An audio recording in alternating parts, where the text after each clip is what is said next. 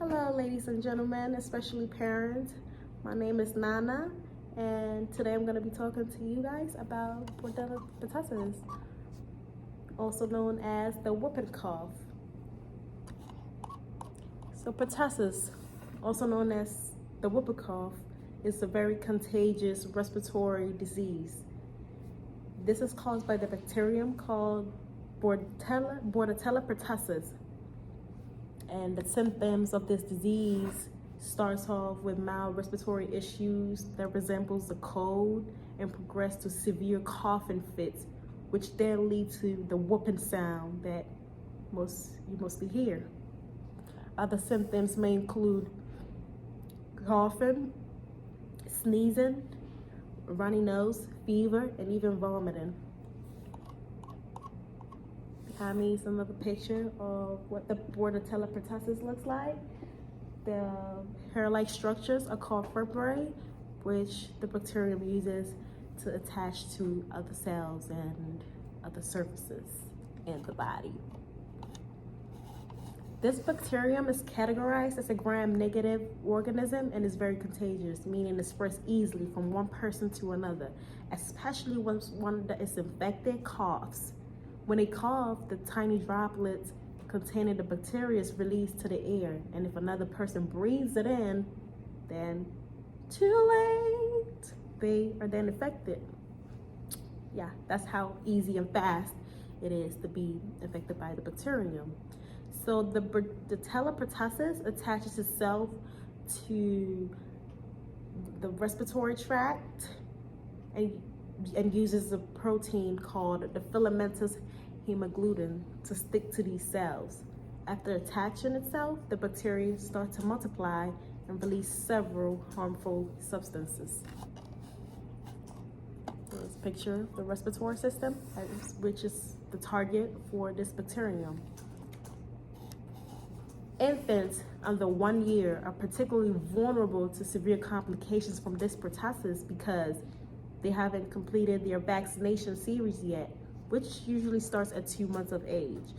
So yeah, the population that it usually targets are infants under 1, but that does not mean you can't get affected if you're not vaccinated, or even if you are vaccinated and you're not careful and somebody's standing next to you, especially in crowded areas, coughs, then I'm sorry to tell you, you are a victim of the Bordetella pertussis, which is not fun, but yeah.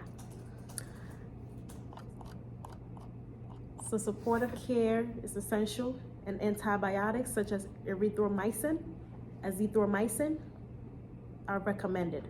For seriously ill infants, hospitalization with respiratory droplet isolation is advised until they have received antibiotic for 5 days. The use of expectorants, cough suppressants, and mild sedatives is not effective. It's ineffective.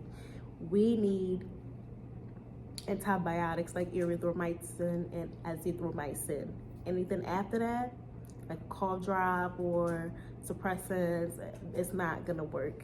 It's not gonna work, unfortunately. What we need is antibiotics to combat the cell wall of the gram-negative organism. So vaccination is advised. Vaccination is advised for infants under 1.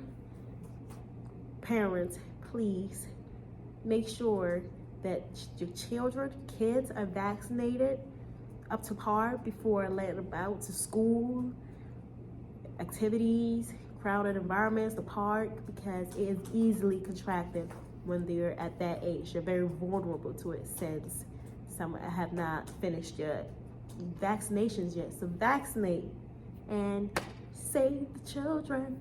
So I have a poem that is in relation to that. So importance of that protecting babies from whooping coughs.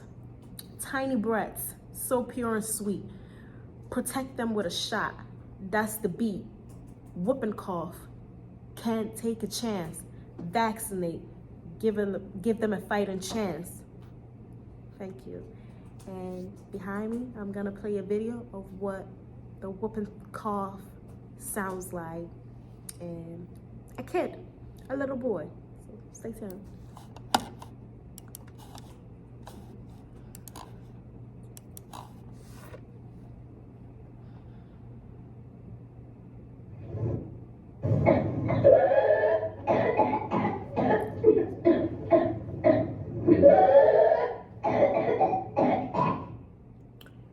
Doesn't sound too fun, right? It sounds painful.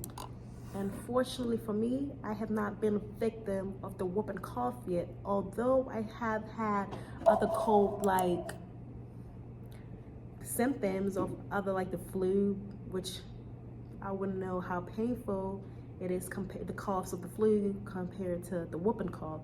So if you have been a symptom, I am sorry. So parents, this is a little advice from me to you. Vaccinate, vaccinate, vaccinate. And the older generation, just take care of yourself, take care of your immune system, and stay away from people that coughs. Thank you.